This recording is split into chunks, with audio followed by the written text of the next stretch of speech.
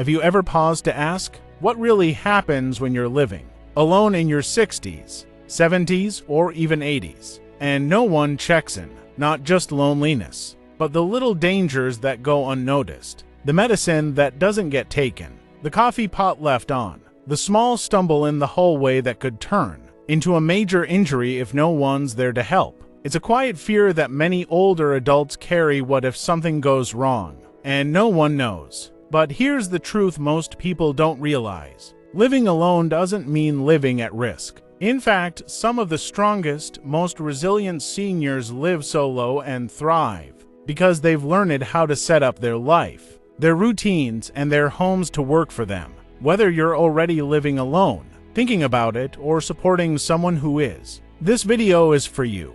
Today, we'll go through 5 smart, research-backed habits that help seniors live confidently, securely, and with peace of mind. These are strategies recommended by aging experts, doctors, and older adults themselves. They don't take a lot of money. They don't require giving up your independence, but they do make a difference not just in how long you live, but in how well. Let's dive in.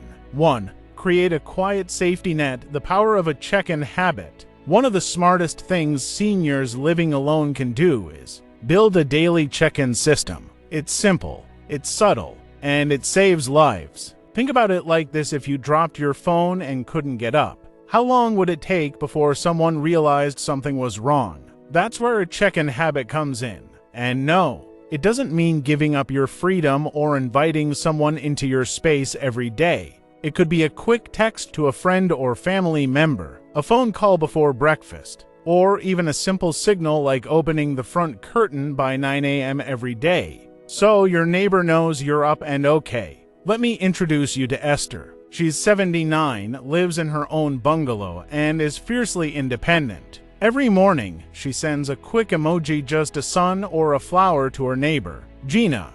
If Gina doesn't see the message by 10, she knocks on the door. They rarely need to go further, but that tiny ritual gives both of them peace of mind. There are even apps now that send a silent alert if you don't check in on time. You simply tap a button each morning, and if you don't, a contact gets notified. It's quiet protection running in the background. You're not giving up independence. You're reinforcing it, because being smart enough to have backup, that's real strength. 2. Fall-proof your home before life forces you to. Most people imagine dangerous falls happening outdoors on icy sidewalks or busy roads. But in truth, the biggest risks are right inside your home. Falls are the #1 reason older adults end up in emergency rooms, and the saddest part, so many of them could have been prevented with just a few simple changes. Let's talk about Mary. She's 82 and used to run a local bakery. Strong hands, sharp mind. But one night, she got up to use the bathroom, tripped over a rug, and broke her hip. The bathroom light switch was across the room, and she didn't want to turn on the overhead light and disturb her sleep. That one fall changed everything. She spent 6 months in rehab and lost her confidence. Here's the thing: your home needs to evolve with you. A rug that seemed fine at 60 might be a hazard at 75. The bathtub you always used may become slippery and risky. Take a walk through your home today. Look at it through the eyes of someone who moves a little slower. What would make you hesitate? What might make you stumble? Some quick upgrades? Replace throw rugs with non-slip mats. Add motion sensor night lights in the hall and bathroom. Install grab bars not just in the tub but near the toilet. Use a shower chair if you ever feel even slightly off balance. Put daily use items within easy reach, no step stools necessary. Wear indoor shoes with a good grip. Ditch the floppy slippers. These changes aren't just about fall prevention. They're about preserving your lifestyle. Because one serious fall can cost you your freedom. Don't wait until you've had a scare. Make the changes now and protect the future you. 3. Tune into the small signals. Weekly health awareness. When you live alone, you become your own first responder. But here's what makes that tricky. Health changes often whisper before they scream. A little dizziness, a change in appetite, more naps than usual. Alone, these things seem small. Together, they might signal something serious. That's why creating a weekly self-check routine can be a game changer. Take Gerald, for example. He's 76, loves gardening, and still walks his dog every day. A few months ago, he started skipping lunch more often, not because he wasn't hungry, but because he just didn't feel like it. Then he noticed he was losing weight and getting lightheaded in the afternoons. Turns out, his blood sugar was dropping.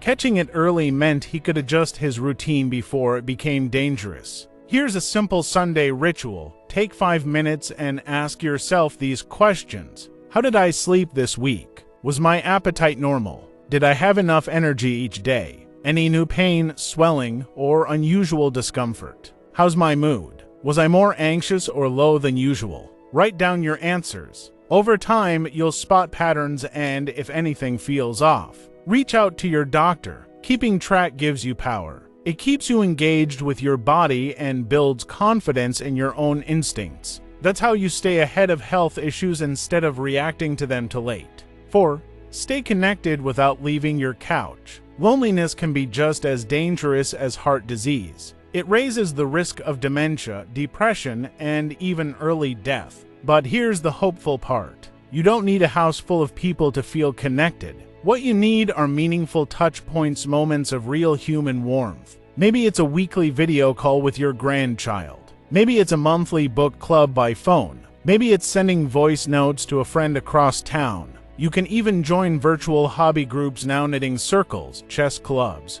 or even walking groups that track steps and cheer each other on from afar. And don't underestimate the power of giving. Volunteering, even remotely, has powerful effects. You could read to school kids online, help someone practice English, offer mentorship in your area of expertise. Just ask Sam, an 85-year-old retired engineer. Every Wednesday, he logs into a mentorship platform and helps young college students solve design problems. It gives him purpose and keeps his mind sharp. Social connection doesn't mean having dozens of friends. It means having a few people who matter and staying in regular touch. Isolation is silent.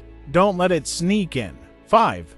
Build a what-if plan while you're still healthy. Here's the truth. The best time to prepare for emergencies isn't when they happen, it's before. That might mean having a file with your medical info, contacts, insurance papers, and medications all in one place. It might mean installing a smart doorbell, or writing down what to do if you can't speak for yourself. Create a simple what-if folder. A copy of your ID and insurance, list of medications and allergies, emergency contact info, advanced directives or healthcare proxy, house keys with a trusted neighbor. Let's be real, these aren't fun topics, but they're empowering ones. Because planning doesn't mean you expect the worst. It means you're strong enough to protect yourself if it ever comes. And if you never need it, even better. Living alone doesn't mean facing life alone. It means living smart, staying aware, and building quiet systems of support so that you can keep your independence without putting your safety at risk. Check in, foolproof your space. Know your body. Stay connected. Prepare early. These aren't just habits, they're lifelines. If you found value in this video, let us know in the comments with the word strong. And don't forget to subscribe and tap the bell so we can keep bringing you wisdom, safety, and encouragement for every stage of aging. Take care of yourself. And remember, you've already made it this far. That means you've got strength in you. What others can only imagine. We'll see you in the next one.